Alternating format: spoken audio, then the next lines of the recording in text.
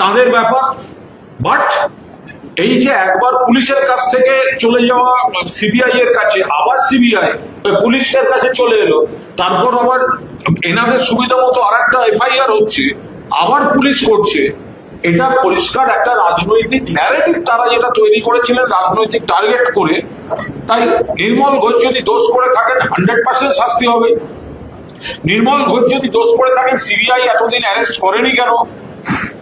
আবার অন্যদিকটা দেখতে হবে, অনেক সময় পাড়া প্রতিবেশীদের কাছে কোনো বিপজ্জনক ঘটনা ঘটলে, কোনো পরিবারে বিপজ্জনক ঘটনা ঘটলে জনপ্রতিনিধি বা প্রতিবেশীদের সাহায্য করতে অনেক সময় এগিয়ে আসতে হয়।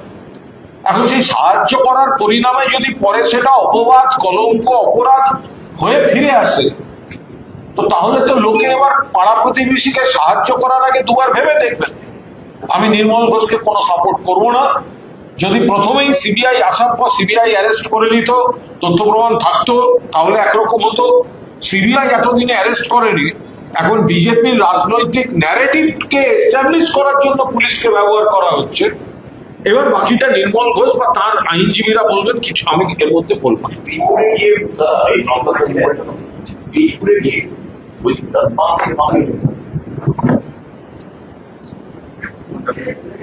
গিয়ে মুখ্যমন্ত্রী বলেছিলেন যে শ্মশানের বিষয়টা নিয়ে এটা তদন্ত হবে এবং রাজ্য পুলিশই করবে, যেটা সিবিআই একটা মামলা। তারপরেই এই এফআইআর হয়ে গেল, তাকে মাননীয় মুখ্যমন্ত্রী যেটা বলেছিলেন যে আমার একটা দেহ তদন্ত শেষকৃত্য নিয়ে তদন্ত হবে ইত্যাদি, তো সেই অনুযায়ী তার পুলিশ ব্যবস্থা করেছে। আমাদের তো সেইটা কৌতূহল, তাহলে সিবিআই 2 বছর ধরে করলো কি? মমতা বন্দ্যোপাধ্যায়ের নেতৃত্বাধীন পুলিশ তো তৎপরতার সঙ্গে কাজ শুরু করেছিল, 24 ঘন্টার মধ্যে অ্যারেস্ট হয়েছিল। সিবিআই আসার পর সিবিআই করলো কি? সিবিআই এর তদন্তে কি দাহ অংশ বাদ ছিল? 3টে কোর্ট কিন্তু মনিটর করেছে, trial court, high court, supreme court, সেখানেও তো ওনারা একই কথা বলেছে। সিবিআই তো গোটাটা তদন্ত করেছে। তো সিবিআই তদন্ত করার পর ধরার হলে নির্মল ঘোষকে ধরতো, তো সিবিআই কেন ধরেনি সেটা সিবিআই বলতে পারবে। আবার সিবিআই ধরেনি, অথচ বিজেপির ন্যারেটিভ ছিল ধরতে হবে, সেই জন্য সিবিআই এর কাছ থেকে আলাদা করে মামলা তৈরি করে অ্যারেস্ট করানো হচ্ছে। সে বিষয়গুলো প্রশ্ন ওঠার অবকাশ থাকছে। আমি বলছি, কোনো অবস্থায় নির্মল ঘোষকে আমি কোথাও সাপোর্ট করছি না। তাকে বা তার আইনজীবীদের তাদের মামলা সামলাতে হবে। তিনি কখনো কি বলছেন, কখনো আবার ভালো বালিশ শিবিরে গিয়ে বসে থাকছেন, সব নানা রকম সব ব্যাপার ঘটছে। কিন্তু এই দাহতে যদি তার কোনো ভূমিকা থাকে তাহলে পুলিশ সেখানে ধরবে। আবার যদি ভূমিকা থাকে, তাকে যদি এখন পুলিশ ধরে, তাহলে আবার প্রশ্ন আসবে সিবিআই কেন ধরেনি। আবার সিবিআই কেন ধরেনি তার উত্তর খুঁজতে গিয়ে যদি দেখা যায় যে তিনটে কোর্টকে, মহামান্য আদালতকে সব বলার পরেও ধরার প্রয়োজন মনে করেনি, তাহলে সেখানে বিজেপির তৈরি করা ন্যারেটিভকে এস্টাবলিশ করার জন্য ধরছে কিনা পুলিশকে ব্যবহার করে, সেই প্রশ্ন আসবে।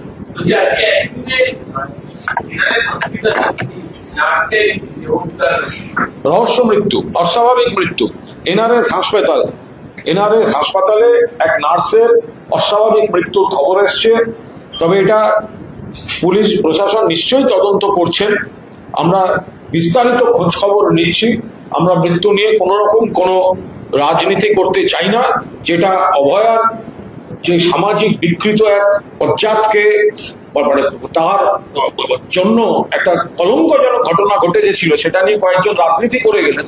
আমরা সেই রাজনীতি করতে চাই না, কিন্তু আমরা এটাও বলবো যে আরজি করে এরকম একটা ঘটনা ঘটলে সেটা নিয়ে সকাল থেকে নানা গল্প বেরিয়ে যায়। আর এনআরএস এর নার্সের যদি অস্বাভাবিক মৃত্যু হয়, তাহলে সেই বিপ্লবীরা এখনো পর্যন্ত নীরব হয়ে ঘুমোচ্ছেন। দেখার, তবে আমরা কোনো তাড়াহুড়ো করছি না। পুলিশ প্রশাসন কি বলেন, তার বাড়ির লোক কি বলেন, সেগুলো থেকে আমরা অভয়াকাণ্ডে যে রাজনীতিটা বাকিরা করেছেন, একের পর এক মিথ্যাচার হয়েছে, 150 গ্রাম থেকে শুরু করে ওই রক্তমাখা গ্লাভস, ফলে আমরা ওসব করতে চাই না। আমরা নিরপেক্ষ যথাযথ তদন্ত চাই। নির্বাচনের আগে এটা ঘোষণা করা হয়েছিল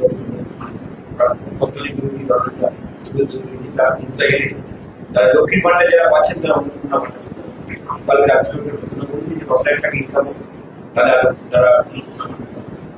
আমরা বারবার বলে এসেছি, লক্ষ্মীর ভান্ডার আমাদের মতো আর্থসামাজিক পরিস্থিতিতে সবার পাওয়াটা সবাই পেয়েছেন। এখন তাই নিয়ে নানা রকম কথা যারা বলছিলেন তারাই হঠাৎ এসে বললেন আমরা অন্নপূর্ণা ভান্ডার মুখ করব তমুক করব। তো তারা তো ভোটের আগে বলে দিতে পারতেন যে আমরা অন্নপূর্ণা ভান্ডার আমার এই শর্ত। তো মানুষ যদি সেগুলো জানার পর তাদের ভোট দিত তাহলে কিছু বলার ছিল না। কিন্তু যারা লক্ষ্মীর ভান্ডার পাবেন তাদেরই সব ৩,০০০ টাকা হয়ে যাবে অন্নপূর্ণা ভান্ডার, সেই বলে ভোট নেওয়ার পর এখন যদি কন্ডিশন করে অর্ধেক লোককে বাদ দেয় তাহলে তো সেটা মানুষের সঙ্গে ভোট প্রতারণা। একই জিনিস ঘটেছে স্বাস্থ্যসাথীর সঙ্গে। স্বাস্থ্যসাথী ৫ লক্ষ টাকা করে সবাই যে বিমাটা পেতেন, বলা হলো এটা আয়ুষ্মান ভারত। আমরা তখন থেকে বলেছি আয়ুষ্মান ভারত সকলের জন্য নয়। আজকে দেখা যাচ্ছে আয়ুষ্মান ভারত সকলের জন্য নয়। এই বিধানসভায় লিখিতভাবে রয়েছে। প্রথমে বলা হয়েছিল যারা আয়ুষ্মান ভারত পাবেন না তাদের মুখ্যমন্ত্রীর ত্রাণ তহবিল থেকে দেওয়া হবে। হয় নাকি কখনো মুখ্যমন্ত্রীর ত্রাণ তহবিল থেকে প্রত্যেককে ৫ লাখ টাকা? তারপরে সেখানে থেকে সরে আবার একটা নথি পেশ হলো বিধানসভায়, সেখানে বলা হলো রাজ্য সরকার আলাদা একটা ৫ লাখ টাকা পর্যন্ত বীমা করে দেবে।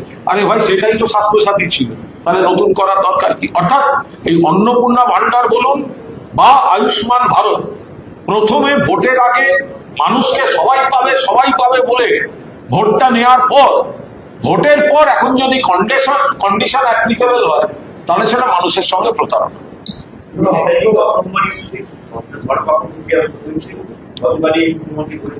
নেতাজিকে যেভাবে অসম্মান করেছেন বিজেপি সাংসদ অনন্ত মহারাজ, ক্ষমার অযোগ্য। তার বিরুদ্ধে আইনি ব্যবস্থা দরকার এবং বিজেপি দলগতভাবে, কোনো ব্যক্তি নয়, দলগতভাবে তাকে নিন্দা করলো কিনা, কড়া ব্যবস্থা নিল কিনা, বহিষ্কার করলো কিনা, সাসপেন্ড করলো কিনা, এর তো কোনো সাড়াই পাওয়া যাচ্ছে না। তাদের এমপি, তো তারা সেই এমপি যখন এই ধরনের কাণ্ডখানা করে বসে আছেন, নিশ্চয়ই তারা হয়তো জানতেন না যে আগে তাহলে মানে কোনো দলই এই ধরনের লোককে তো কেউ সাপোর্ট করবে না, কিন্তু এখন যখন করেছে তো তার তো দলের তরফে একটা কড়া ব্যবস্থা বা কড়া নিন্দা হওয়া উচিত। এবার তার কিছু সাগরে নেতাজিকে নিয়ে মিম করছে, নেতাজিকে নিয়ে সোশ্যাল মিডিয়ায়, এদের প্রত্যেকের এগেনস্টে ব্যবস্থা হওয়া উচিত। সুভাষচন্দ্র বসুকে যারা অপমান করবে তাদের বিরুদ্ধে অবিলম্বে একেবারে ফৌজদারি পদক্ষেপ হওয়া উচিত। আমি বলতে পারবো না ভদ্রলোক কেন এটা বলতে গেলেন, পাগল না মাথা খারাপ? নেতাজি আজাদ হিন্দ ফৌজ, স্বাধীনতা সংগ্রাম, তোমরা আমাকে রক্ত দাও আমি তোমাদের স্বাধীনতা দেবো, দল মত নির্বিশেষে সবাই তাকে সম্মান করে। আর ওই ভদ্রলোকও তো ওই এলাকার একটা প্রভাবশালী, সম্মানজনক, সব দলই সম্মান তাকে করেছে। কিন্তু হঠাৎ অন্য ইস্যুতে কোনো মত পার্থক্য হতে পারে, এলাকার উন্নয়নের ইস্যুতে মত পার্থক্য হতে পারে, রাজনীতির ইস্যুতে মত পার্থক্য হতে পারে, হঠাৎ তিনি কাদের হাতে তামাক খেয়ে নেতাজি সুভাষচন্দ্র বসুকে অপমান করতে নামলেন। আমার ধারণা এটা তো মানে যে কোনো দল, সব দল, তৃণমূল কংগ্রেস, মমতা বন্দ্যোপাধ্যায় নিজে শ্যামবাজারে নেতাজি মূর্তিতে মালা দিয়েছেন, বিজেপির নেতারাও অনেকেই নিন্দা করেছেন, সিপিএম নিন্দা করেছে, যদিও তারা আগে একসময় নেতাজিকে তোজোর কুকুর বলেছিল, যাই হোক এখন নিন্দা করেছে, কংগ্রেস নিন্দা করেছে। তো উনি হঠাৎ এই ধরনের এই আক্রমণ, তো এটা একটা রহস্য। তাহলে কি কোনো একটা বিশেষ শক্তি এইগুলো করাচ্ছে? কি করে বলতে পারেন নেতাজি এবং আজাদ হিন্দ ফৌজ সম্পর্কে এই ধরনের অবমাননাকর, ইতিহাসকে বিকৃত করা কথা একজন মানুষ বলতে পারেন কি করে? ফলে নিশ্চিতভাবে তার বিরুদ্ধে ফৌজদারি ব্যবস্থা হওয়া উচিত এবং আমরা আশা করব তার রাজনৈতিক দল তারাও যথাযথ একটা ব্যবস্থা তার বিরুদ্ধে নেবে।